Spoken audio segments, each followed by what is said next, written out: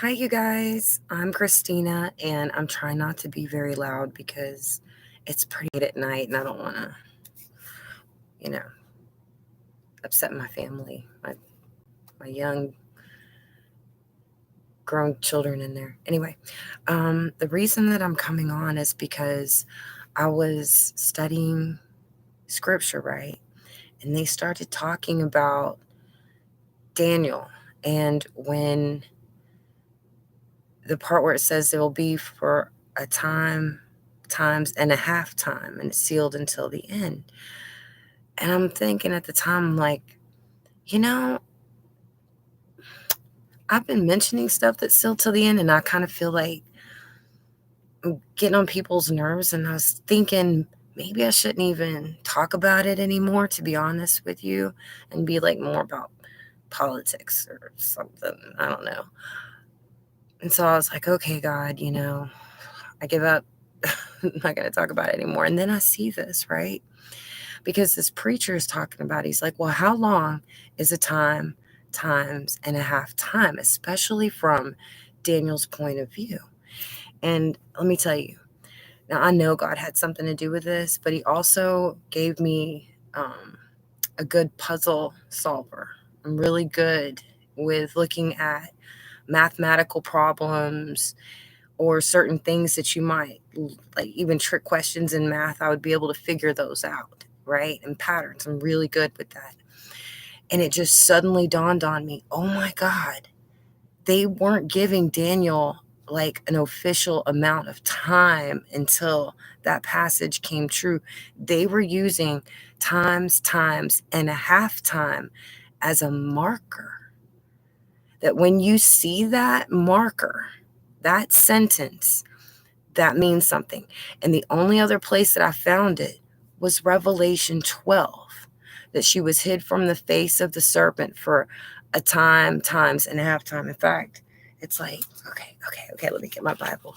All right, super fast, super fast. Revelation 12:14. And to the woman were given 2 wings of a great eagle, that she might fly into the wilderness, into her place where she is nourished for a time, and times, and a half a time from the face of the serpent. We just had the Revelation 12 sign not 3.5 years ago. It was just 3.5 years ago. And it said after she had this baby, it'd be 1,260 days that she'd gone into this forest, and she's hid from the face then, but there's a war in heaven and devil's angels are thrown out. But that's the connection.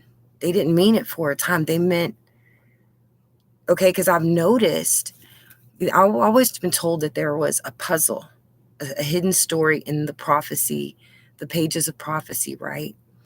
And I've noticed things, certain phrases tend to be markers, okay? And when you take those two look like the same phrases and put them together, you often find that there's a story developing, like with the book that's sweet in the mouth like honey and but bitter in the stomach. There's connections going on there too, and that's what I guess you would call the primer, the connecting pieces. You see?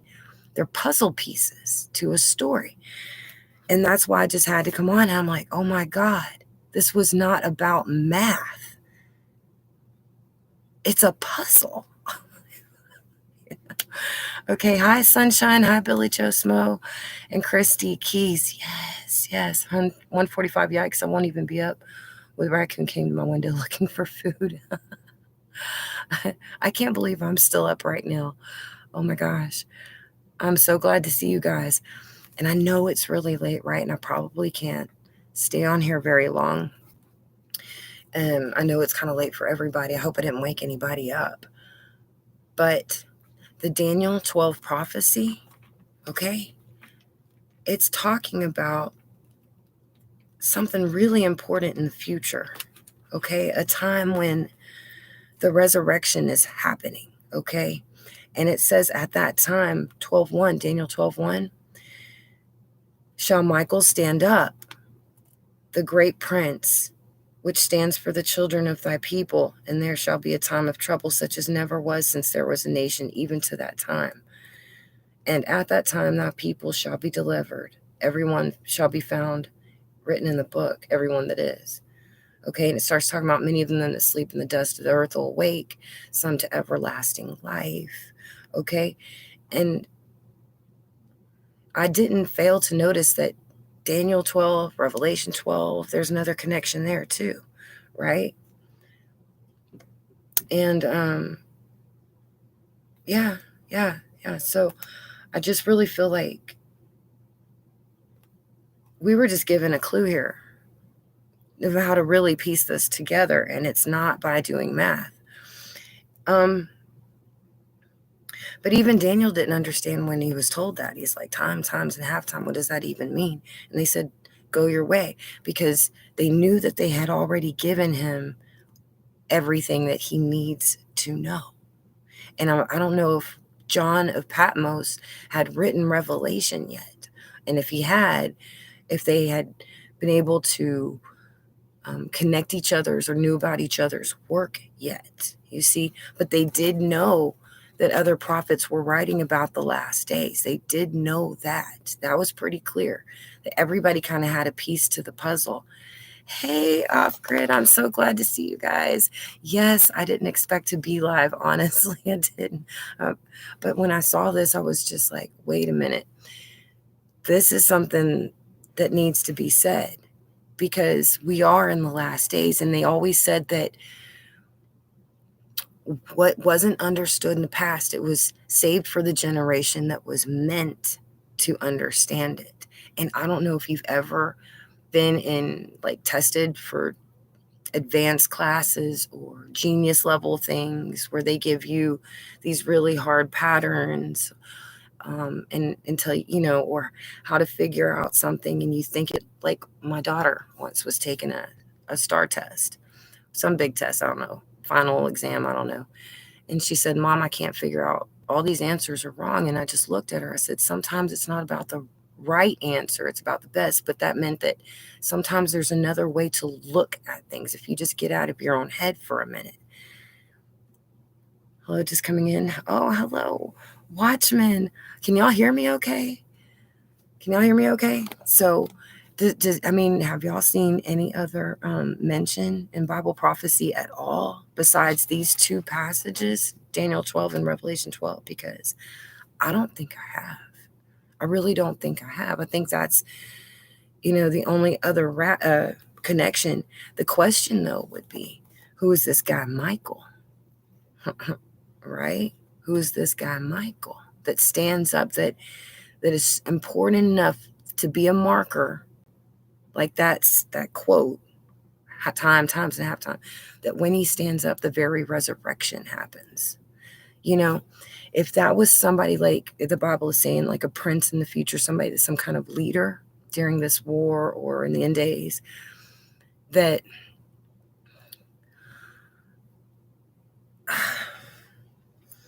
oh, it was right there on the tip of my brain. Michael, that's going to be important somehow. Okay? Isn't that something? What do y'all think about that? Let's read some of the comments. I woke up 15 minutes ago. Raccoons were tapping up my window. Hello, Watson, wonderful. Just who is Michael? Have we entertained angels unaware? Well, I will tell you that I've noticed something, okay? When it comes to Isaiah 53, it was always kind of a mystery, right? And, okay, hold on. Let's get to Isaiah 53 real quick, okay? And I think that it meant a little more than just what it obviously meant, because it says, whom hath believed our report, and to whom is the arm of the Lord revealed? For he shall grow up before him as a tender plant, and as a root out of the dry ground. Hold on. Dang it. I don't know, man. Maybe I found the wrong one, but okay, somewhere in Bible prophecy, I thought that might be it, but it says, who is like God? Or they said, who is like the beast? Who can make war with him? That's what it is. That's what it is. That's Revelation 13. I knew it was in there. Well, Michael means who is like God, ? Like it's challenging back, saying, well, who is like God, right? We're Revelation. So I'm feeling like this is somebody important that, you know what I mean, that we will see in the future. Some kind of prince named Michael. I got your back, Off Grid. Don't worry. I love you guys. I love all of y'all. Love all of y'all. Okay. All right. Well, this was just kind of something that I really think means something. And even if you're not sure yet, just put it in your pocket for later. But I'm telling you, if there's a puzzle, a bunch of puzzle pieces in prophecy, there's got to be a way to connect them. There would always be a code. You see what I mean? There'd always be a way to say something and hide it in plain sight. So even though you read it, you wouldn't necessarily comprehend it unless you realized what you were looking at. And somebody that's not well versed in prophecy, all of it from the Old and the New Testament, might not notice there's a connection. Even if they see it, they might think that they're both about two separate amounts of time, when really they might be a connection, connected to each other by that. You know what I'm saying?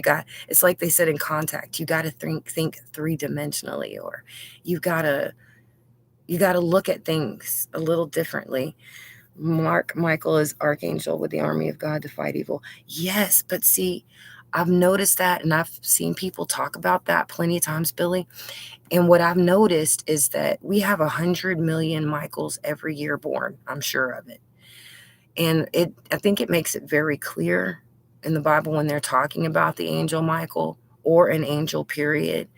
But they also talk about what humans are doing. And sometimes it looks like a human, maybe a little bit divine, but that's because it's the power of God working through that person. You see what I'm saying? But they're still human. It's the prince of thy people. You see what I'm saying? I really don't think that this Michael, because it didn't say Archangel Michael or an angel Michael, it said the prince of thy people. Yeah, let's check that out real quick. Daniel 12, go back. Go back. Ezekiel, Hosea, go back. Where is that? No. It's like sometimes when I want to find something, I can't find it. There it is. Let's go back to Daniel 12:1. And at that time shall Michael stand up, the great prince, a great prince, which stands for the children of thy people. And there shall be a time of trouble, such as never was since there was a nation. You know, people live in nations, even to that same time. And at that time, thy people shall be delivered. This guy's delivering people. Every one that shall be found written in the book. Imagine that's the book of life, not the book I've been talking about, the book of the apocalypse, but everyone who's written in the book of life in this particular thing. But everything that first verse indicates that that's a human. Because God, he's the one who causes kings to rise and to fall. He's the one who can take somebody from a low level, what people might not think much of, and make an angel of the apocalypse out of them. See what I'm saying? So Daniel 12:10, Michael, restrainer. I've always wondered about that too. I don't know who it is that restrains. I've got my ideas, but I don't want to go spouting crazy, just too many thoughts that the jury's still out on. You know what I mean? Many shall be purified and made white and tried, but the wicked shall do wickedly, and none of the wicked shall understand, but the wise shall understand. Okay, 2 a.m. Texas time. Oh, no, it's only 1 o'clock right now. Satan will come as an angel of light. It's up to us to check scripture to see if what is said is correct. Yeah, that's true. And like I keep saying, sometimes you can see what you're reading, but you don't understand it. You see what I mean? So if this was written for us to understand in the future, God's pouring out his spirit and he's working closely with me. I'm telling you, I've got God with me. I do. I have a real relationship with him.